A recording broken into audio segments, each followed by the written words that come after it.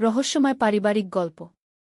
মা, গরুকে দুধ দোহাতে গিয়ে বুঝলাম তুমি আমার জীবনের সব দুধুমধুগু। সন্ধ্যায় গোয়াল ঘরে গেলাম গরু দোহাতে। ছেলেও এল সাথে। গরুটা খুব শান্ত। দুধ দোহাতে থাকলাম। ছেলে বালতি ধরে রাখল। গোয়াল ঘরে হ্যারিকেনের আলো জ্বলছে। আবছা আলো অন্ধকার। সে হঠাৎ বলল, মা, তুমি কাজ করতে দেখলে মন ভালো হয়ে যায়। আমি বললাম, কেন? সে বলল, তুমি এত যত্নে সব কাজ করো। গরুর দুধ বালতিতে পড়ছিল। সে আমার কাছে এসে বসল। বলল, মা, তুমি আমার জীবনে দুধের মতো সাদা আর মধুর মতো মিষ্টি। আমি হাসলাম। গোয়াল ঘরে কেউ নেই, শুধু আমরা আর গরু। সে আমার হাত ছুঁয়ে বলল, আমি তোমাকে ভালোবাসি। শুধু ছেলের মতো নয়। দুধ দোহানো শেষ। আমি উঠে দাঁড়াতে যাচ্ছি। সে আমার হাত ধরে বলল, মা, আমি তোমাকে বিয়ে করতে চাই। আমরা এই গ্রামেই সংসার করব। হ্যারিকেনের আলো কাঁপছিল। এই গল্পটি সম্পূর্ণ শুনলে আপনাদের পানি অটোমেটিক বের হয়ে যাবে, সো যত দ্রুত সম্ভব হাতের কাছে টিস্যু নিয়ে বসে পড়ুন। বিছানার চাদর যেন নষ্ট না হয় সেটা সম্পূর্ণ খেয়াল রাখার অনুরোধ জানিয়ে গল্পটি এখন শুরু করব। তার আগের সর্বশেষ অনুরোধ, দয়া করে এমন পানি বের করার গল্প নিয়মিত শুনতে আমাদের চ্যানেলটি সকলেই সাবস্ক্রাইব করুন। ধন্যবাদ। হ্যালো বন্ধুরা, আমার নাম মায়া বেগম। আমার বয়স ৩৯ বছর। আমার স্বামীর নাম রফিক বেগম, বয়স ৫২ বছর। আমাদের ৩ সন্তান, রাজু, সুমি আর তানভীর। রাজু ২১ বছর বয়সী, বিশ্ববিদ্যালয়ে পড়ে। সুমি ১৭ বছর বয়সী, কলেজে যায়। তানভীর ১৪ বছর বয়সী, স্কুলে পড়ে। আমার এই জীবনে এমন একটা ঘটনা ঘটেছে যা আমি কখনো ভাবিনি। সেদিন সকালে উঠে দেখি আমার বড় ছেলে রাজু গোয়াল ঘরে আমার সাথে দুধ দোহানোর কাজে সাহায্য করতে চায়।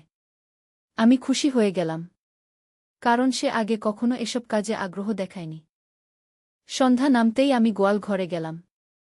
রাজু এল সাথে। আমাদের গরুটা খুব শান্ত স্বভাবের। আমি দুধ দোহাতে শুরু করলাম। রাজু বালতি ধরে রইল। গোয়াল ঘরে হ্যারিকেনের আলো জ্বলছিল। চারদিকে আবছা আলো অন্ধকার। হঠাৎ রাজু বলল, মা, তুমি কাজ করতে দেখলে আমার মন ভালো হয়ে যায়। আমি অবাক হয়ে জিজ্ঞেস করলাম, কেন রে? সে মিষ্টি হেসে বলল, তুমি এত যত্নে সব কাজ করো মা। তোমার হাতের স্পর্শে যেন সব কিছুই সুন্দর হয়ে ওঠে। গরুর দুধ টপ টপ করে বালতিতে পড়ছিল। রাজু আমার কাছে এসে মাটিতে বসল। তারপর বলল, মা, তুমি আমার জীবনে দুধের মতো সাদা আর মধুর মতো মিষ্টি। আমি হাসলাম। গোয়াল ঘরে তখন কেউ নেই, শুধু আমরা দুজন আর আমাদের গরুটা। রাজু আমার হাত আলতো করে ছুঁয়ে বলল, মা, আমি তোমাকে খুব ভালোবাসি। শুধু ছেলের মতো নয়, আরও গভীরভাবে। দুধ দোহানো প্রায় শেষ হয়ে এসেছে। আমি উঠে দাঁড়াতে যাচ্ছি। রাজু আমার হাত ধরে বলল, মা, আমি তোমাকে বিয়ে করতে চাই। আমরা এই গ্রামেই একসাথে সংসার করব। হ্যারিকেনের আলো হাওয়ায় কাঁপছিল। আমি স্তব্ধ হয়ে গেলাম। কিন্তু হঠাৎ করেই আমার চোখ খুলল। আমি বুঝতে পারলাম যে এসব আসলে একটা স্বপ্ন ছিল। একটা অদ্ভুত স্বপ্ন। আমি আমার নিজের ঘরে শুয়ে আছি। পাশে আমার স্বামী রফিক ঘুমিয়ে আছে। আমি ঘড়ির দিকে তাকালাম। রাত ৩টা বাজে। বাইরে বৃষ্টি পড়ছে। আমার গা ঘেমে গেছে। এ কেমন স্বপ্ন দেখলাম? আমি কিছুতেই বুঝতে পারছি না কেন এমন স্বপ্ন দেখলাম। পরদিন সকালে উঠে স্বাভাবিক কাজকর্ম শুরু করলাম। কিন্তু সেই স্বপ্নটা আমার মন থেকে যাচ্ছে না। দিনের বেলায় রাজুকে দেখলেও আমার সেই স্বপ্নের কথা মনে পড়ে যায়। দিন কয়েক পর আরেকটা অদ্ভুত ঘটনা ঘটল। আমি রান্নাঘরে খাবার বানাচ্ছি। রাজু এসে বলল, মা, আজ আমি তোমার সাথে রান্না করব। আমি বললাম, ঠিক আছে, তুই সাহায্য কর। রাজু আমার পাশে দাঁড়িয়ে সবজি কাটতে লাগল। হঠাৎ সে বলল, মা, তুমি জানো গতকাল রাতে আমি একটা অদ্ভুত স্বপ্ন দেখেছি। আমার বুক ধুকপুক করতে লাগল। কি স্বপ্ন দেখেছিস? দেখেছি যে আমি তোমার সাথে গোয়াল ঘরে গিয়েছি। সেখানে আমি তোমাকে বলেছি যে আমি তোমাকে অনেক ভালোবাসি। আমি হতভম্ব হয়ে গেলাম। তুই ঠিক কি বলেছিস স্বপ্নে? রাজু লজ্জিত হয়ে বলল, মা, আমি বলেছিলাম যে আমি তোমাকে বিয়ে করতে চাই। এ তো অবিশ্বাস্য। আমিও সেই একই স্বপ্ন দেখেছি। এ কিভাবে সম্ভব? রাজু আরও বলল, মা, আমার খুব লজ্জা লাগছে। আমি জানি না কেন এমন স্বপ্ন দেখলাম। আমি তাকে বললাম, তুই চিন্তা করিস না বাবা। স্বপ্ন তো স্বপ্নই। কিন্তু আমার মনে নানা রকম প্রশ্ন ঘুরপাক খেতে লাগল। কিভাবে আমরা দুজনেই একই স্বপ্ন দেখলাম? এর পেছনে নিশ্চয়ই কোনো রহস্য আছে। সেদিন রাতে আমি স্বামীর কাছে বিশ্বাসটা খুলে বললাম। রফিক শুনে অবাক হল। তুমি নিশ্চিত যে রাজু একই স্বপ্ন দেখেছে? হ্যাঁ, একদম নিশ্চিত। সে নিজেই আমাকে বলেছে গু। রফিক ভেবে ভেবে বলল, এ বিষয়ে আমাদের গ্রামের পীর সাহেবের কাছে যেতে হবে। তিনি নিশ্চয়ই কোনো সমাধান দিতে পারবেন গু। পরদিন সকালে আমরা পীর সাহেবের কাছে গেলাম। তিনি আমাদের কথা শুনে বললেন, এটা কোনো সাধারণ স্বপ্ন নয়। তোমাদের বাড়িতে কোনো অশুভ শক্তি প্রভাব ফেলছে গি। কিন্তু পীর সাহেব, আমরা তো কোনো খারাপ কাজ করিনি গি। না না, তোমরা কোনো দোষ করনি। কিন্তু তোমাদের বাড়ির আশেপাশে হয়তো কোনো দুষ্ট আত্মা ঘোরাফেরা করছে গি। পীর সাহেব আমাদের বাড়িতে এসে পুরো ঘর দেখলেন। তারপর বললেন, তোমাদের বাড়ির পেছনে যে পুরনো কূপটা আছে সেখানে সমস্যা গু। আমরা বাড়ির পেছনে গেলাম। সেখানে সত্যিই একটা পুরনো কূপ আছে। অনেক বছর ধরে ব্যবহার হয় না। পীর সাহেব বললেন, এই কূপে কোনো এক সময় একটা দুর্ঘটনা ঘটেছিল। সেই ঘটনার কারণে এখানে এক অশুভ আত্মা আটকে আছে গি। তাহলে আমাদের কি করতে হবে? এই কূপটা পরিষ্কার করে পবিত্র করতে হবে। তারপর এখানে কিছু বিশেষ দোয়া পড়তে হবে। পীর সাহেবের নির্দেশ মতো আমরা কূপটা পরিষ্কার করলাম। সেখান থেকে অনেক পুরনো জিনিসপত্র বের হল। একটা পুরনো ব্যাগ, কিছু কাপড় চোপট, আর একটা চিঠি। চিঠিটা খুলে দেখি সেখানে লেখা, আমি রহিমা। আমার ছেলে করিম আমাকে এই কূপে ফেলে দিয়েছে। আমি আমার ছেলেকে ক্ষমা করে দিয়েছি। কিন্তু আমি চাই না আর কোনো মাছেলের মধ্যে এমন সমস্যা হোক। আমরা বুঝতে পারলাম যে রহিমার আত্মা আমাদের পরিবারকে সতর্ক করার জন্য এই স্বপ্ন দেখিয়েছিল। পীর সাহেব বললেন, রহিমার আত্মা তোমাদের ভালোর জন্যই এই কাজটা করেছে। সে চায়নি তোমাদের পরিবারেও এমন সমস্যা হোক। আমরা কূপের পাশে রহিমার জন্য দোয়া পড়লাম, ফাতিহা পড়লাম, কিছু খাবার দান করলাম। সেই রাত থেকে আমাদের আর কোনো অদ্ভুত স্বপ্ন আসেনি। রাজু স্বাভাবিক হয়ে গেল। কিন্তু এরপর থেকে আমাদের পরিবারে আরও অদ্ভুত কিছু ঘটনা ঘটতে শুরু করল। প্রতি রাতে আমাদের বাড়িতে একটা সাদা ছায়া দেখা যেত। কখনো কখনো রান্নাঘরে জিনিসপত্র নড়াচড়া করার আওয়াজ শোনা যেত। একদিন রাতে আমি ঘুম থেকে উঠে দেখি রান্নাঘরে আলো জ্বলছে। আমি গিয়ে দেখি একজন বৃদ্ধ মহিলা সেখানে রান্না করছেন। আমি ভয় পেয়ে জিজ্ঞেস করলাম, আপনি কে? বৃদ্ধ মহিলা মুখ ফিরিয়ে বললেন, আমি রহিমা। আমি তোমাদের পরিবারের মঙ্গলের জন্য এসেছি। আপনি কি চান? আমি চাই তোমরা সুখে থাকো। তোমাদের পরিবারে যেন কোনো অশান্তি না হয়। রহিমা আমাকে বলল, মায়া, তুমি একটি ভালো মা। তোমার ছেলেমেয়েরা তোমাকে খুব ভালোবাসে। কিন্তু কখনো কখনো ভালোবাসা ভুল পথে চলে যেতে পারে। আমি সেটা রোধ করার জন্যই তোমাদের সতর্ক করেছিলাম। আপনি কি আমাদের সাথে থাকবেন? না, আমি এবার চলে যাব। তবে যদি কখনো তোমাদের কোনো বিপদ হয়, আমি এসে সাহায্য করব। রহিমা ধীরে ধীরে অদৃশ্য হয়ে গেল।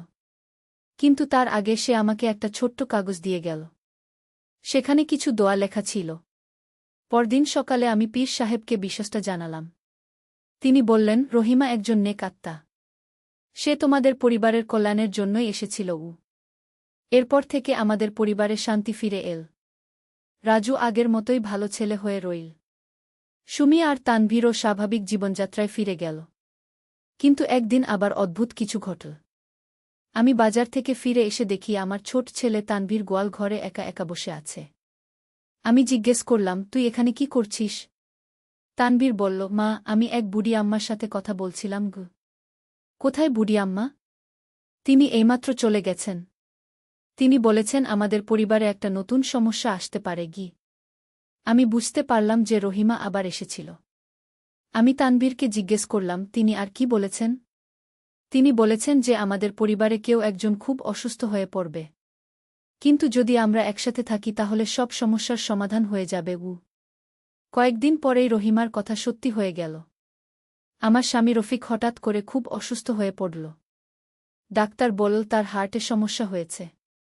আমরা সবাই মিলে রফিকের সেবা যত্ন করতে লাগলাম। রাজু কলেজ ছুটি নিয়ে বাবার কাছে থাকত। সুমি রান্নাবান্নার কাজে আমাকে সাহায্য করত। তানভীর স্কুল থেকে ফিরেই বাবার কাছে বসে থাকত। এক রাতে আমি রফিকের পাশে বসে আছি। হঠাৎ দেখি রহিমা আবার আমাদের সামনে হাজির হল। রহিমা রফিকের কপালে হাত রাখল। তারপর বলল, চিন্তা করিস না মায়া, তোমার স্বামী সুস্থ হয়ে যাবে গু। আপনি কি সত্যিই আমাদের সাহায্য করতে পারবেন? আমি যতটুকু পারি করব। তবে তোমাদের সবার একসাথে থাকাটাই সবচেয়ে বড় শক্তি। রহিমা আমাকে আরেকটা কাগজ দিয়ে বলল, এই দোয়াটা প্রতিদিন পড়বে। আল্লাহর রহমতে তোমার স্বামী সুস্থ হয়ে যাবে গু। আমি সেই দোয়াটা প্রতিদিন পড়তে লাগলাম। আমাদের সবাই মিলে আল্লাহর কাছে দোয়া করতে লাগলাম। 1 মাস পর রফিকের অবস্থার উন্নতি হতে শুরু করল। ডাক্তার বলল, এটা একটা অলৌকিক ঘটনা। তার এত তাড়াতাড়ি সুস্থ হওয়ার কথা ছিল না আগে। রফিক সম্পূর্ণ সুস্থ হয়ে গেল। আমাদের পরিবারে আবার খুশির আবহাওয়া ফিরে এল। কিন্তু রহিমার গল্প এখানেই শেষ নয়। একদিন আমি রান্নাঘরে কাজ করছি। হঠাৎ রহিমা এসে বলল, মায়া, আমি তোমাকে একটা গুরুত্বপূর্ণ কথা বলতে চাই। কি বলবেন আম্মা? তোমাদের বাড়ির নিচে একটা পুরনো ধনভাণ্ডার লুকিয়ে আছে কি? আমি অবাক হয়ে জিজ্ঞেস করলাম, ধনভাণ্ডার? হ্যাঁ। অনেক বছর আগে এই বাড়িতে এক জমিদার থাকত।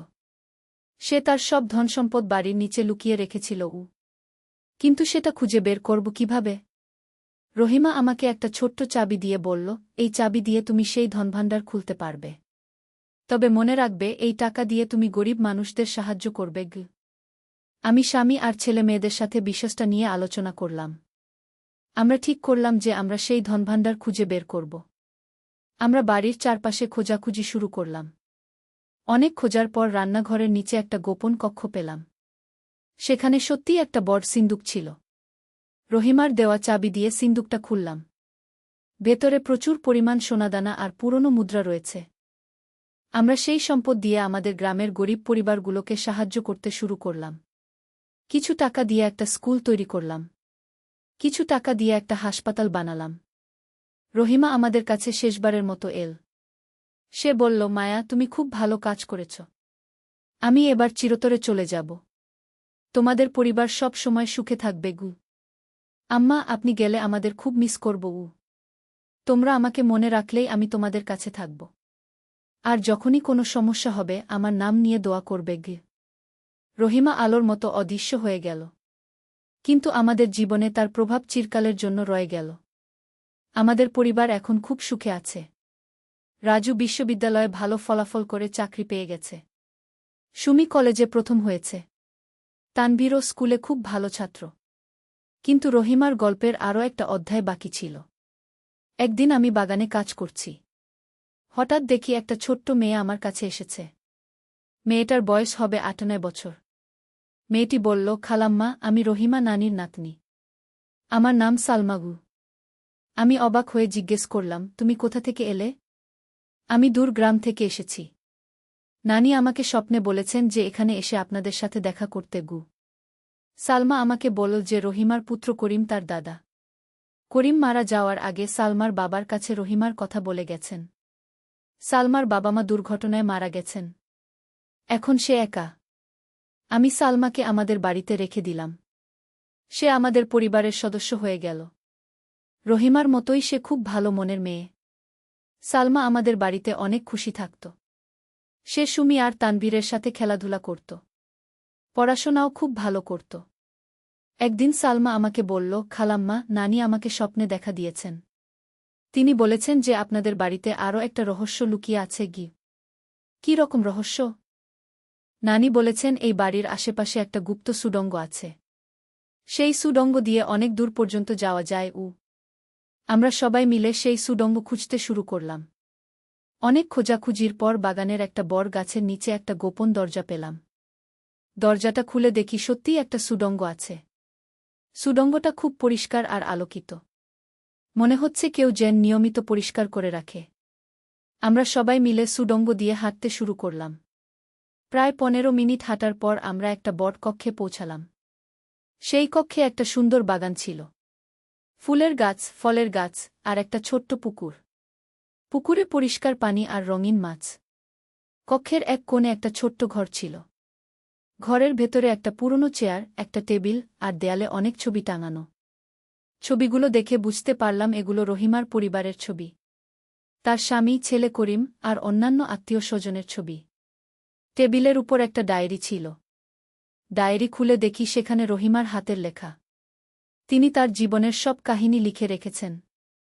ডায়েরিতে লেখা ছিল যে রহিমা তার জীবদ্দশায় অনেক গরিব মানুষকে সাহায্য করেছেন।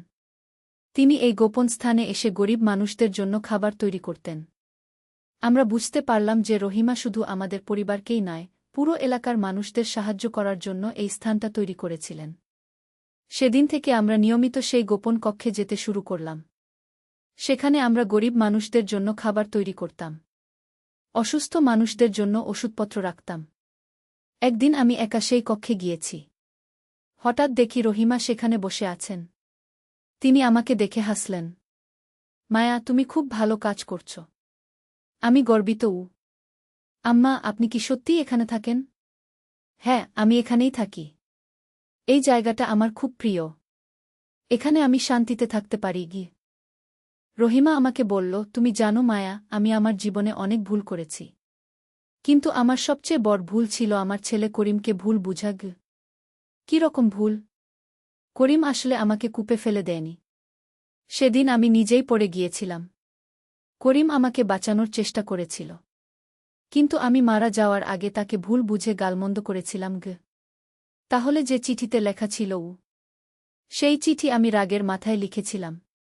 পরে আমি বুঝতে পেরেছিলাম যে করিম নিরপরাধ। কিন্তু তখন অনেক দেরি হয়ে গেছে। রহিমা কেঁদে ফেল। আমি আমার ছেলেকে ক্ষমা চেয়ে একটা চিঠি লিখেছিলাম। কিন্তু সেটা তার কাছে পৌঁছানো হয়নি। আমি রহিমাকে সান্ত্বনা দিলাম। আম্মা, করিম নিশ্চয়ই আপনাকে ক্ষমা করে দিয়েছে। সন্তান কখনো মায়ের উপর রাগ করে থাকে না। রহিমা আমাকে একটা পুরনো চিঠি দিল। এই চিঠিটা করিমের জন্য।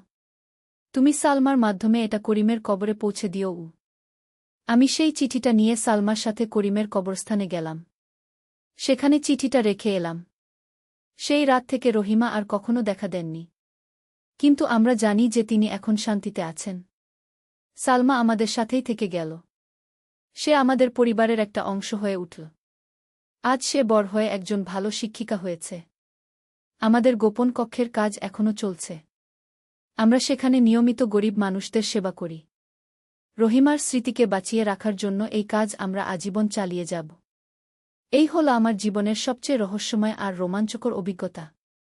রহিমা আম্মা আমাদের শিখিয়ে দিয়েছেন যে ভালোবাসা আর সেবার মাধ্যমে আমরা সব সমস্যার সমাধান করতে পারি।